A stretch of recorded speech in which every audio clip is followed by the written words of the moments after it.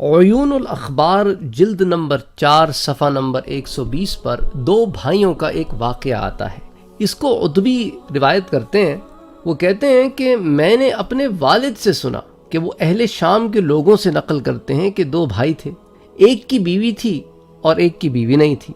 تو بیوی والا شخص کہیں چلا گیا اور دوسرے کو اپنے پیچھے گھر کا نگہبان چھوڑ گیا۔ اسی اثنا میں جس بھائی کی بیوی تھی وہ بیوی اپنے دیور کے اوپر فریفتہ ہو گئی اور اس کو طرح طرح سے مائل کرنے کی کوشش کرنے لگی، لیکن یہ دیور اپنے بھائی کی امانت میں خیانت کرنے سے باز رہا اور یہ اسے منع کرتا رہا، یہاں تک کہ اس کا بھائی واپس آ گیا۔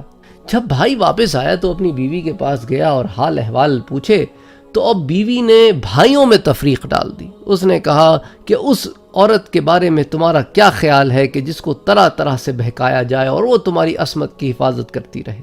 تو یہ اپنے بھائی کی طرف دوڑا۔ اس کے بھائی نے کہا کہ وہ تو بھائی میرے لیے میری ماں جیسی ہے، اس کو میں کبھی رسوا نہ کروں گا، لیکن میں اللہ سے عہد کرتا ہوں کہ اس سے پھر کبھی بات نہ کروں گا۔ خیر یہ بات آئی گئی ہو گئی۔ اس کے بعد حج کا زمانہ آیا تو یہ تینوں حج کرنے چلے۔ جب یہ ایک وادی میں پہنچے جس کا نام دوم تھا تو جو کنوارا بھائی تھا وہ وہاں انتقال کر گیا، تو دوسرے بھائی نے اس کا کفن دفن کیا اور پھر یہ اور اس کی بیوی حج پر چلے گئے۔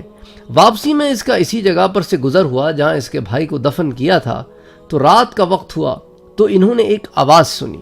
وہ آواز کہتی تھی کہ کیا یہ تجھے اچھا لگتا ہے کہ تو دوم کی وادی سے گزرے اور اہل دوم کے لیے اپنے پر بات کرنا گوارا نہ کرے، یعنی کہ تو دوم کی وادی سے گزرتا ہے اور جس کو تو نے یہاں دفنایا ہے، عجیب سی بات ہے، تو اس سے بات کرنا گوارا نہیں کرتا، اور دوم میں ایک میت ہے، اگر تو اس کی جگہ ٹھہرے تو بہتر ہے، ورنہ گزر جا وادی دوم سے زندہ سلامت۔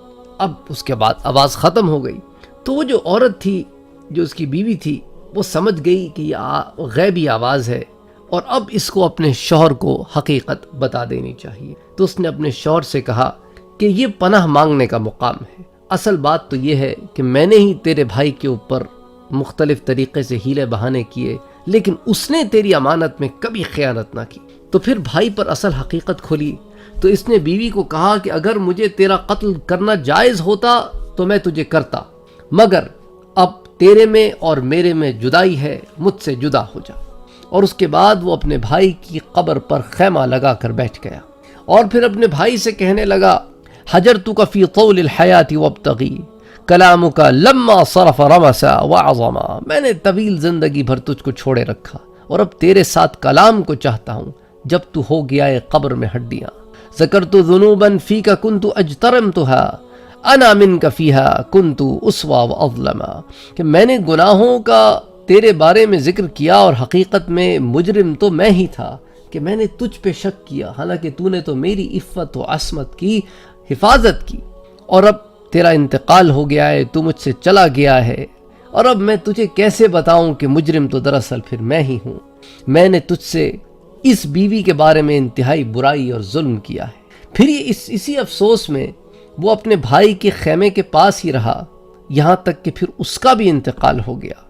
اس کے پاس اس کی قبر بھی کھود دی گئی اور پھر دونوں بھائیوں کو ساتھ ساتھ دفنا دیا گیا، اور وادی دوم میں یہ دو قبریں بہت مشہور و معروف رہیں۔ اسی طرح عیون الاخبار کی جلد نمبر 4 صفحہ نمبر 120 پر آتا ہے۔